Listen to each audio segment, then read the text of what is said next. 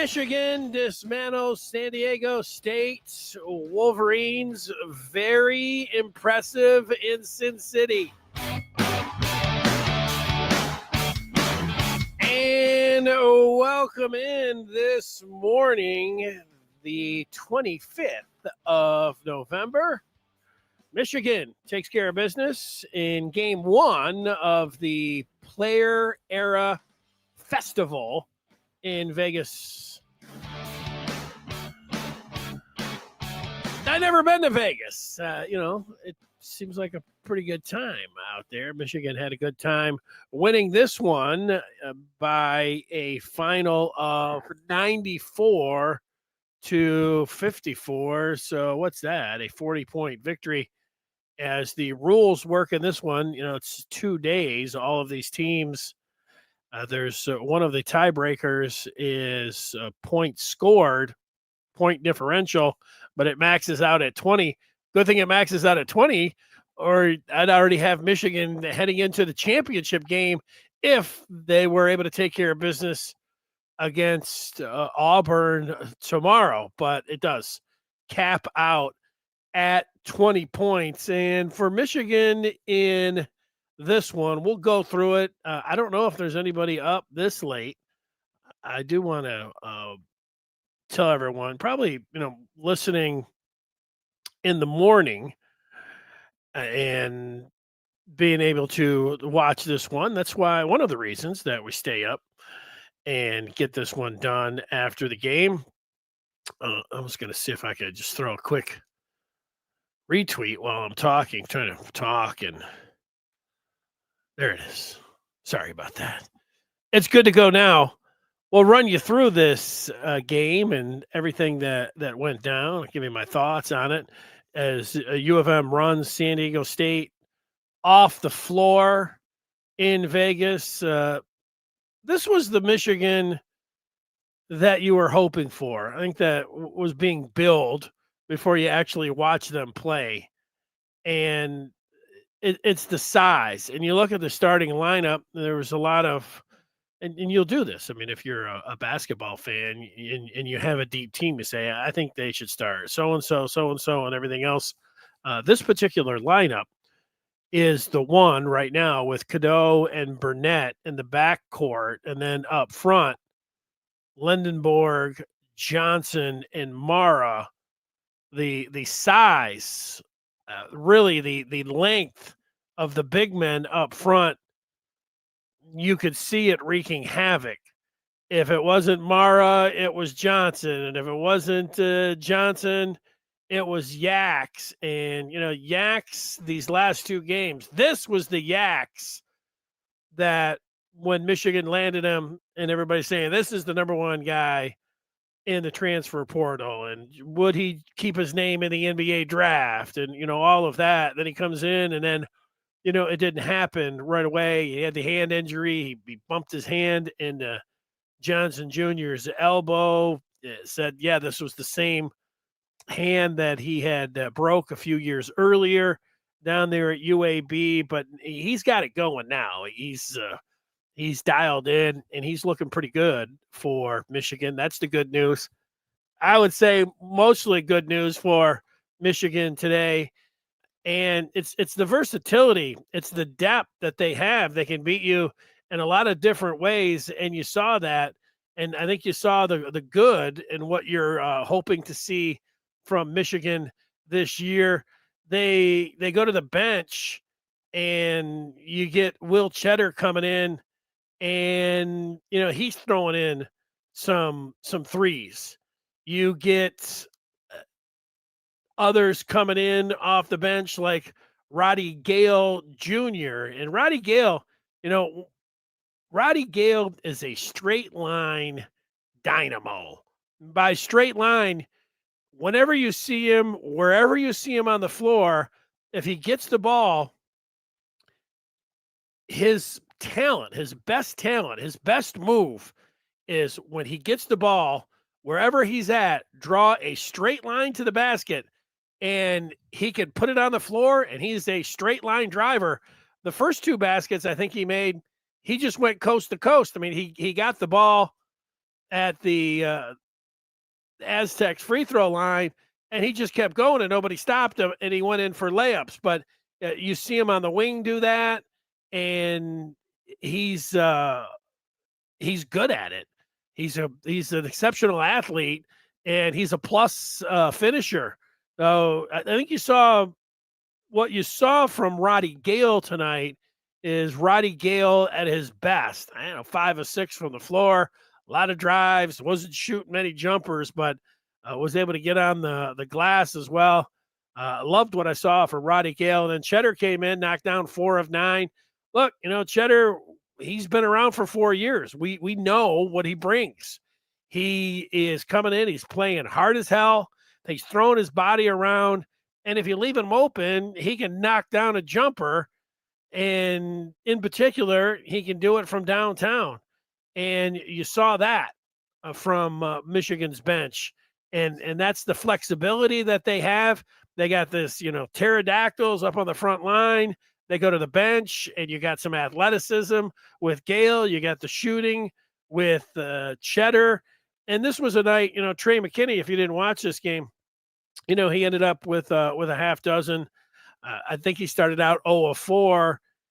He's not bashful. I mean, he's coming in. He's got the green light, and if he's got even a little bit of daylight, it's going up, and that's all right. He'll have some games where I don't know if he'll have a game like he did in his first game against Oakland when he was knocking him down from everywhere. But this is nice. I think when Dusty May is sitting around at the craps table tonight, I don't know what he does. He's probably going back watch some film, but he'll have a smile on his face because he'll say, if we're not hitting with a McKinney, maybe it'll be Cheddar, and if it's not Cheddar, it'll be a Gale. They can go small, they can go big, and it was all on display tonight for Michigan. And that's if you stayed up, you felt good about that. And Jacket's up, and if Jacket was watching the game, there were plenty of chants from the crowd, very audible coming through the TV. You could hear it. I thought I heard it early, and then I listened a little closer, and sure enough, beat Ohio, ringing through the Mick Light or whatever they call it, Mick Ultra Stadium there in Vegas. The only thing I wanted to see, they have the Globe over there. One day, people say, you got to go to that Globe. I could see, want to go to a concert at the Globe. I'd like to see, some kind of Michigan. I've seen it just with the big basketball, but maybe if Michigan gets to this championship game, if Michigan wins this player era festival, maybe we'll get Michigan on that Globe there in Vegas. Matthew saying this is a heck of a game tonight. Huge game tomorrow night versus Auburn. Go Blue. Yeah, a rematch of the Sweet 16 game that unfortunately Michigan ended up on the wrong side of, but they'll go back and they don't get Bruce Pearl. They'll get his kid. And we'll see what that one's going to be all about. Joe says this team is legit. If you watch this team tonight, they look legit. That's for sure. And Joe says the versatility with a smiley face. That's for sure. That was, there were some people. I had some friends. I have a friend lives in Arizona. He's probably listening to this podcast after the fact. Maybe as the Jackal is down in the poker room. He's got his AirPods in and he's listening to this, but I don't know if he's been able to watch Michigan, but he was at the game tonight. And, a lot of, the West Coast Wolverines out there flocking to Vegas to watch the Maize and Blue, and they like that. That's for sure. Matt can't wait for Saturday. I can't wait for Saturday either, but after this past Saturday, when I started looking at this week, I had a big smile on my face. You had the NFL all day yesterday, or Sunday now, with the Lions. Some Sunday night football. Then you have Michigan playing late night basketball. Michigan will play tomorrow. Michigan basketball might play again on Wednesday. Thanksgiving, speaks for itself. I could sit around for 20 minutes here tonight and talk about the greatness of Thanksgiving. Friday, Blue Friday, Black Friday, whatever you want to call it. I was driving in. I was driving over to the football building today, and right there at Chrysler, they've got that huge digital billboard, and you see Black Friday sales, and it said Blue Friday, and I was like, yeah, that's a nice job by the marketing department for Michigan. A little Blue Friday. I think that they think maize and Blue Friday, but no, just call it Blue Friday, and yeah, maybe there'll be some deals. What's happening? SIR has sent some feedback in, and he says, I'll be getting married while we are beating Ohio. Now that's quite the message there. Quite the the day for some nuptials on a Michigan Ohio State. There's one thing, SI, to be getting married at all. So I'm glad I'm happily married. But no, there's one thing about getting married. There's another thing about getting married in the fall. There's another thing getting married on a Saturday of the fall. There's another thing getting married during a Michigan Saturday during the fall, and then it's completely out of space, in outer space, for somebody to get married on a Michigan Ohio State Saturday. There's got to be a lot behind that story. Matt's talking about the Bears playing Friday against the Eagles. I can't wait for that one. There was another game. It might have been college football. Maybe. Yeah, I don't know. Whatever it was. I haven't looked at the Friday menu too much. I know there's going to be some great games. There always is on Friday. I remember, speaking of getting married, it used to be, you'd have Iowa, Nebraska, you'd have Missouri, Arkansas, all these games, Texas A&M. They've changed it around. There's going to be a lot of great games. But when I got married, my wife was like, I'm getting up, at 5 a.m. on Friday. And I was like, the games don't, I was thinking, the games don't start till noon, maybe 11 or something like that. And now she was going shopping. They're, going shopping all morning. And she says, that's the tradition, and, I had to have some compromise. I was like, well, I'll hold everything down here while you go, shop. It's funny you bring up the Bears. I was, discussing, the Lions victory today with a friend of mine. And we were, the Eagles and the Rams, the Rams playing on Sunday night look so good. I said, those two teams right now, I would put in front of the Lions. Anything can happen, and there's still some ways to go. And you start playing your best football after November. I know I'm getting sidetracked. We'll look at some of the scores and everything here, but the point is he asked me, where I would put the Lions, and I said, well, if they beat the Packers on Thanksgiving, if the Lions would play at Ford Field, I would like them over the Packers. But if the Packers were hosting the Lions, I would have to give the nod to the Cheeseheads. And he said, well, what about the Bears? And I said, the Bears? I'm not putting the Bears in front of the Lions. But, he was like, he was saying, to my surprise, yeah, you do have to put the Bears in there.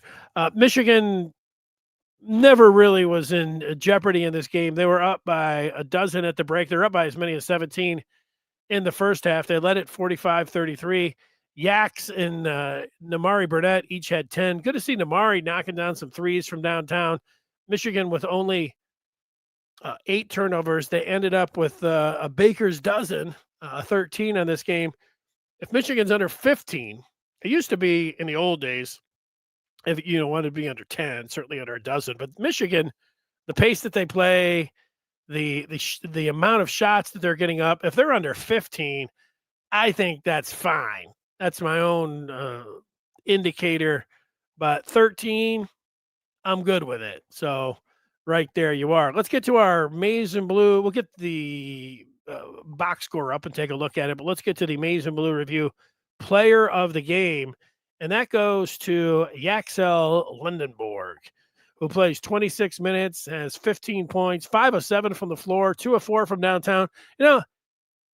Yax's three looked very, when I first saw him shooting, and it was in practice, and then even in the first game, he looked a little, I don't say stiff, but mechanical. It's kind of the same. I mean, not very fluid, but he's also got a huge wingspan and he's a big guy. So, asking him to be like this, shoot just picture perfect form or whatever.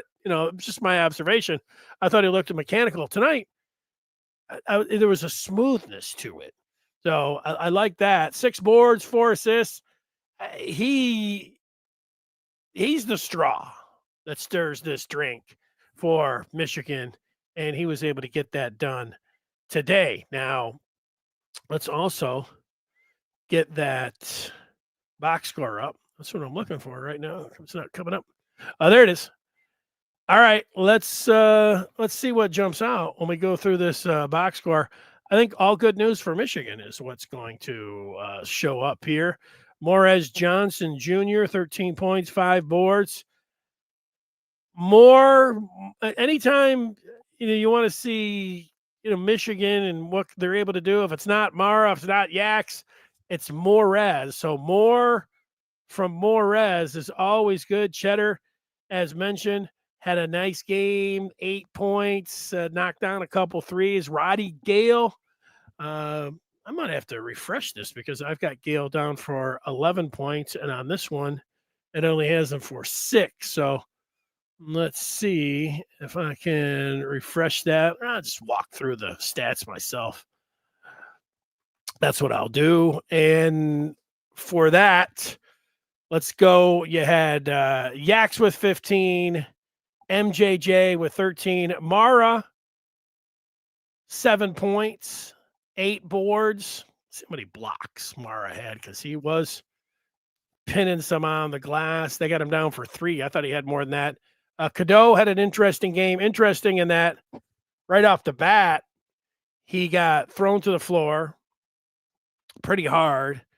He then picked up a foul, but the point guard was pretty much using his arm bar and smashing him into the chest. That could have been easily been called an offensive foul. Then I think he makes a 3, and when they showed the replay, he looked like he sprained both of his ankles, and that was just like in the first 5 minutes of the game. But he ends up with 13 points. Namari Burnett hit a couple triples. He had 11 points. Cheddar with 10. Gale 11 off the Michigan bench, and then you had both McKinney and LJ Kason with a half dozen, and then Big Red from New Zealand ended up with a bucket as well, which was good news for Michigan. Got to say, I tried a new lighting system out. I got all like all these other lights that I was playing, like this one. And what I think it makes everything darker. I think my camera adjusts to it. And if I just hit this light, seems like this is the one that I should be going with. All right. So, yeah, Michigan 5-0. They'll play Auburn tomorrow. Let's hit that schedule. We are able to do that. Heading into today, Michigan was ranked number 15 by Ken Palm, ranked number 7 in the polls. We know it's early, but we put it up there. Michigan, their Twitter site, their social media team, they put a lot of sweet photos up. Here's one of Trey McKinney bearing down for the 7th ranked Wolverines. And here's that out of town, or here's the not the out of town scoreboard. Here's the back when I'm doing some Pistons. Let's check the upcoming schedule for the Maize and Blue, and it's brought to you by the Maize and Blue Review. Give yourself or that U of M fan, forget Blue Friday, Black Friday, whatever else. It's Maize and Blue Review Friday. Give that Michigan fan in your life, maybe the one that's listening or watching this right now, the gift of the Maize and Blue Review. Go to on3.com, get instant access, hit that subscribe button. You like talking about Michigan, Ohio State? We're going to be doing that all day, all night, over on the Maize and Blue Review. Same thing with basketball as they're playing every day. So we continue that. Here is the schedule, and it's right in front of me. Coming up later on today, it is Auburn at 8:30. That game is on TNT. We'll be on after the game, just like we are after every Michigan basketball game. And then you have Wednesday, the Players Era Festival Championship game is at 9:30 on Wednesday, and that is very much in play as we sit here tonight. You've got all the different tiebreakers that go into everything with all of these different teams. The tie-breaking criteria, I would imagine that you're going to have to be 2-0. Then you start looking at head-to-head. I don't know how much. If you're 2-0, head-to-head's not going to come into play, obviously. So then you get to the plus-minus in scoring differential with a maximum of 20 points. Michigan won by 40 tonight, so they maxed out. They would be, if we're looking at it, handicapping it or putting odds on it, they'd look pretty good if they could get by Auburn of getting into the championship game. Total points scored, total points allowed, and then the final, as you have 18 teams, tiebreaker is the AP ranking. As of 11/24, that was yesterday, Michigan number 7. So I don't know, they are sitting there. How many of these teams? I guess I could go through. Houston won. They are.